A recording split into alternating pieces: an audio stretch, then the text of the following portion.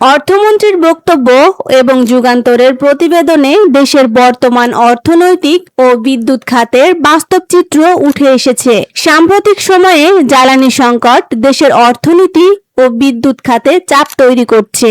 বিগত বছরগুলোতে দেশের নিজস্ব প্রাকৃতিক গ্যাস অনুসন্ধানে স্থবিরতা এবং স্পট মার্কেট থেকে উচ্চমূল্যের তরলীকৃত প্রাকৃতিক গ্যাস বা এলএনজি আমদানির কারণে সংকট আরও প্রকট হয়েছে। এই জ্বালানি সংকটের প্রভাব পড়ছে শিল্প কারখানা, বিদ্যুৎ উৎপাদন এবং সাধারণ মানুষের জীবনেও। চলমান বিদ্যুৎ লোডশেডিং এর পরিস্থিতি নিয়েও তৈরি হয়েছে উদ্বেগ।